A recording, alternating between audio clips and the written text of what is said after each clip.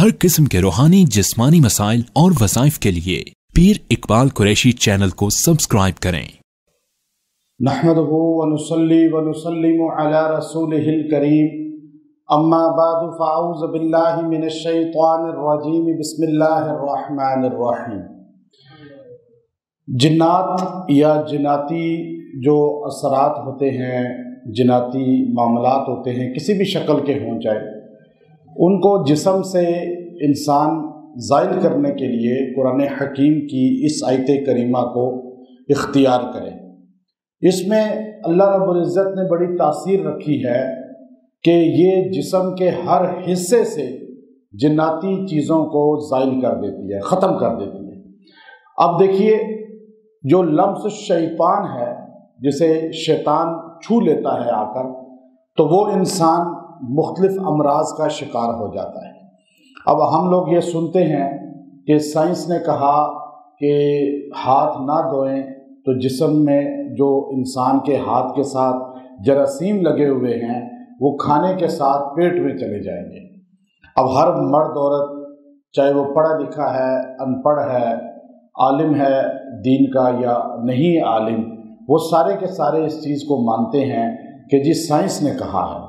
यकीन आ गया साइंस के, क्यों कि इतना बोला गया मीडिया में, इतना बोला गया हर जगह जो है कि अब इंसान को ना देखकर भी यकीन आ गया।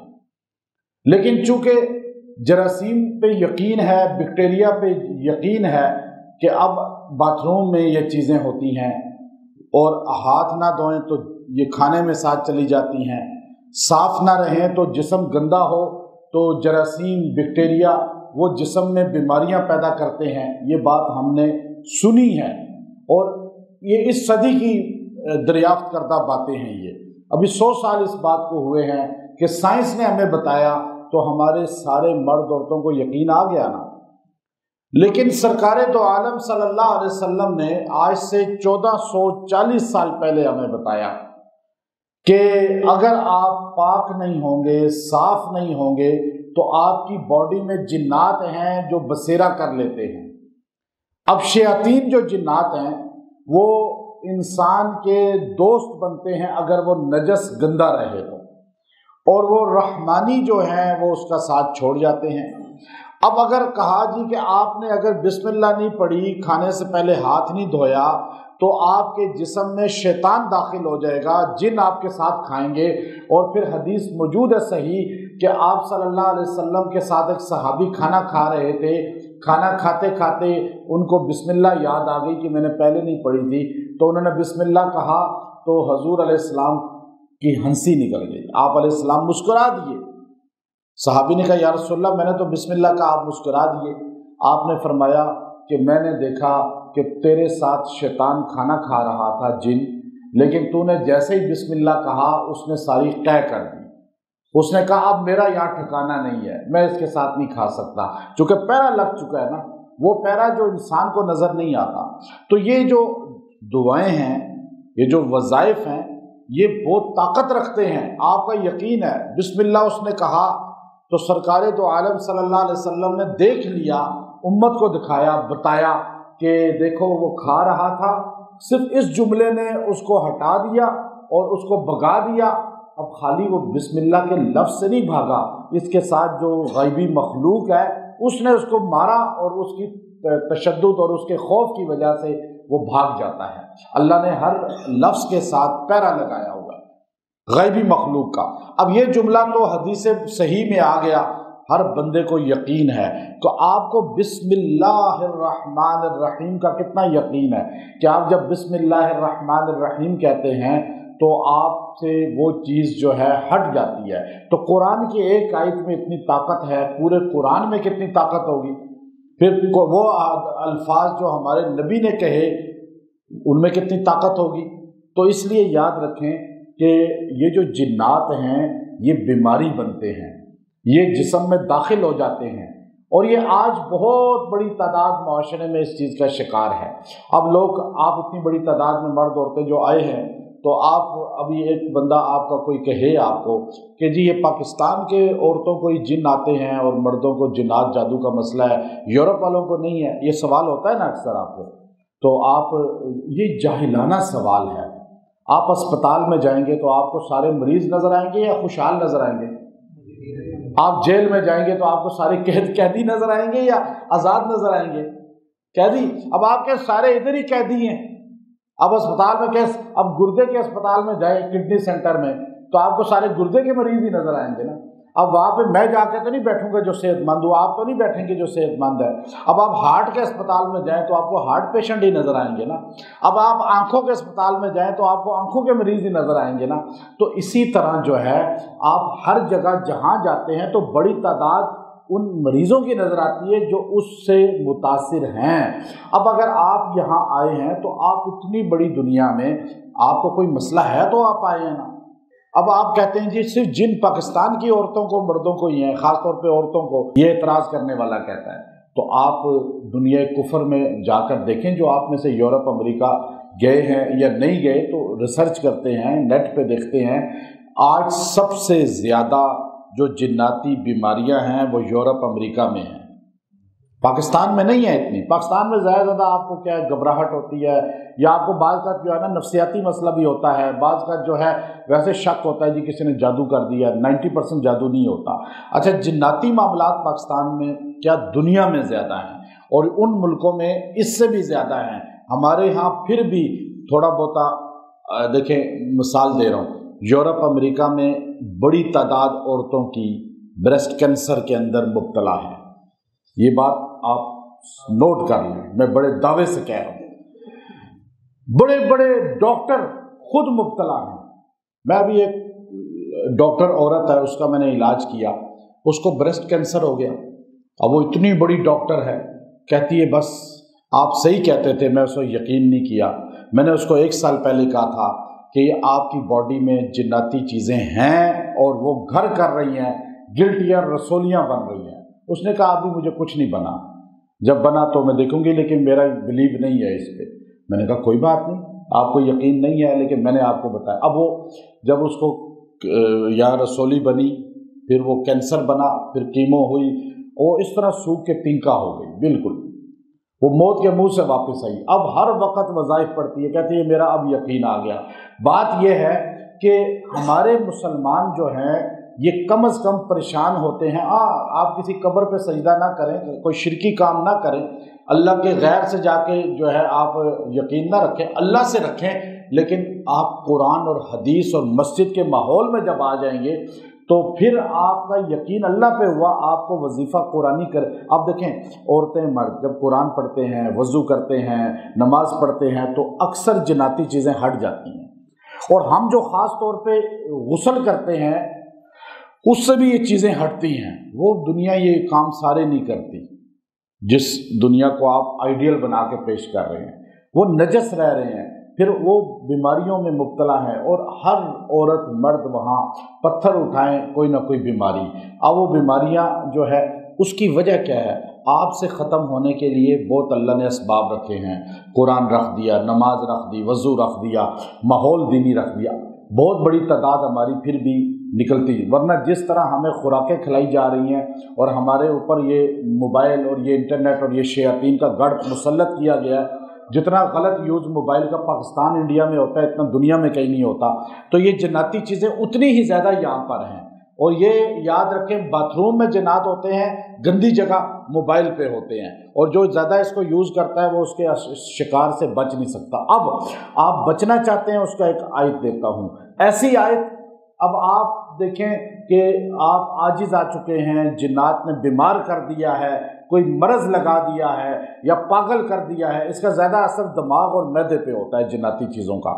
اب یہ دماغ کمزور ہو جاتا ہے، ٹینشن کا شکار ہوتا ہے، ڈپریشن کا مریض بن جاتا ہے، غصے والا جھگڑالو ہو جاتا ہے، برداشت ختم ہو جاتی ہے، جسم لاغر ویک ہو جاتا ہے۔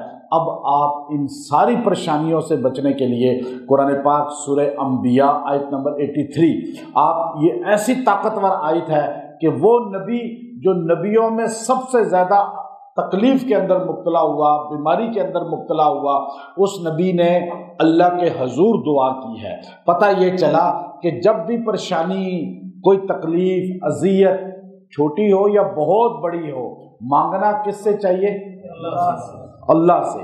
اب جھکنا اللہ کے آگے چاہیے۔ ابھی آپ کہاں آ کے بیٹھے ہیں؟ مسجد میں بیٹھے ہیں نا، تو پتہ یہ چلتا ہے کہ میں نے آپ کو یہاں مسجد میں بٹھایا ہے، گویا کہ اس میں دو چیزیں ہیں، یاد رکھیں ہماری، ہم جو کام کر رہے ہیں یہ نہیں، پہلی چیز کہ میں نے اللہ کے حضور گویا کہ یہ کہہ دیا، اور اکثر میں یہ دعا بھی کرتا ہوں کہ یہاں تک لانا میرا کام تھا، اب قبول کر لینا تیرا کام ہے۔ میں تیرے بندوں کو تیرے گھر تک لے آیا ہوں۔ آپ میں سے ایسے لوگ بھی ہیں جو کبھی مسجد گئے ہی نہیں، یا ایسی مرد عورتیں آتے ہیں، میں آپ کو سچی بات بتاؤں کہ جو جمعہ بھی نہیں پڑھتے، جو عید کی نماز کبھی پڑھ لیتے ہیں، اور وہ بیچارے دیکھیں نا اب اپنی پریشانی کے لیے مسجد میں بیٹھے ہیں۔ ہم تو یہی کر سکتے ہیں کہ اس کو لا کے مسجد میں بٹھا دیں، اس کو پکا نمازی اور قبول کرنا کس نے ہے؟ یہ ہمارے اختیار میں، وہ ہم نے کر دیا۔ اب وہ اللہ کرے جو اللہ کر سکتا ہے، قادر ہے، ایک بات۔ دوسرا کہ تیرے بندوں کو اللہ سے جوڑنا ہے، اللہ کو یہ ہم نے کہنا ہے، ہم نے اپنے سے نہیں جوڑنا۔ آپ اللہ کے ساتھ جڑ جائیں، اللہ کے گھر میں جو آئے ہیں، میں نے کوئی قبر نہیں بنانی، دربار نہیں بنانا، ہم نے اللہ سے جوڑنا ہے، ہم نے اپنے سے نہیں جوڑنا۔ یہ پہلی بات۔ اب دوسری بات، نبی یہ کام کرتے تھے، نبی پریشان ہوا، اور وہ نبی جس کے پورا جسم مفلوج ہو گیا، اور کس چیز نے چھوا تھا اسے شیطان نے چھوا تھا، وہ بیماری جنات تھی، شیطان تھا، خبیث تھا، جس نے اللہ سے کہا تھا کہ یہ رانائیوں میں ہے، بچوں میں ہے، پیسے میں ہے، اس لیے تیرا ذکر کرتا ہے، جب کبھی آزمائش آئے تو میں دیکھوں۔ اللہ نے آزمائش لائی، شیطان نے جکڑا۔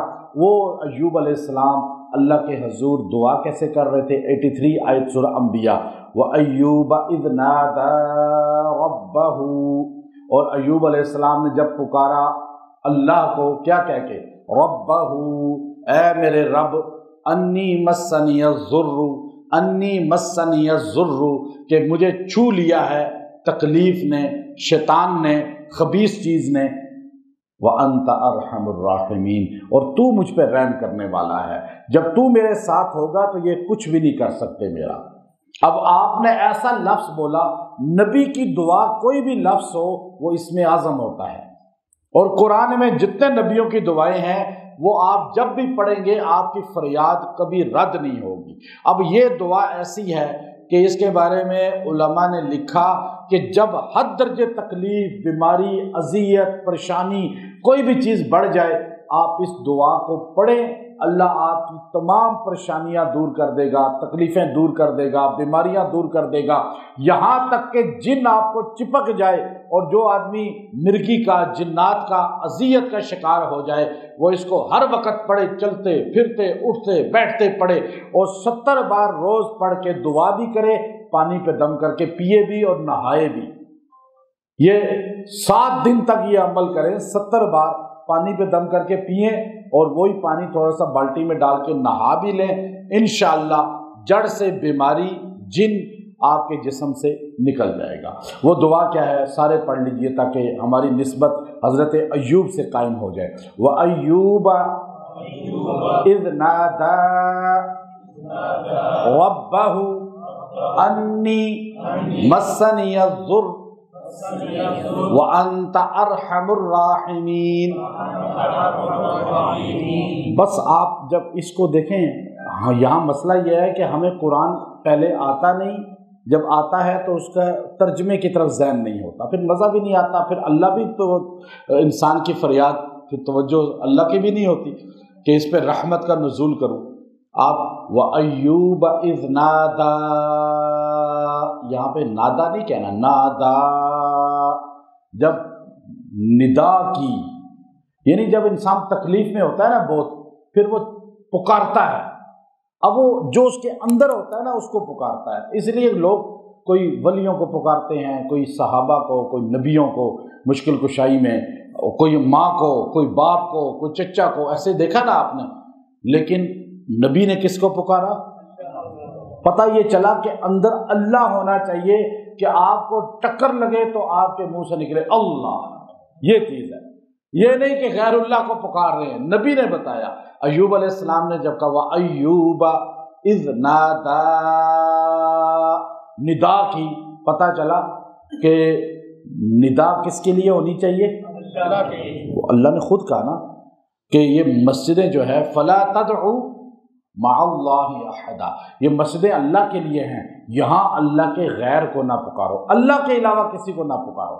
تو وہ ایوب اذ نادا، یہاں جب ندا کی پیغمبر نے بالکل تکلیف میں جب عاجز آ گئے، سب چھوڑ گئے، بچے بھی چھوڑ گئے، بیویاں بھی بچے فوت بھی ہو گئے، مال چلا بھی گیا، سب رشتہ دار چھوڑ گئے، ایک بیوی صرف آپ کے ساتھ تھی، اور آپ یوں ہر وقت، تو اب اس وقت میں آپ چل سکتے تھے، یوں لیٹے رہتے تھے اور سارا جسم بیماری کے اندر مبتلا تھا، تو اس وقت آپ نے کہا ربہ، اپنے رب کو پکارا، انی مسنی الضر، مجھے اس تکلیف نے چپک گئی ہے میرے ساتھ۔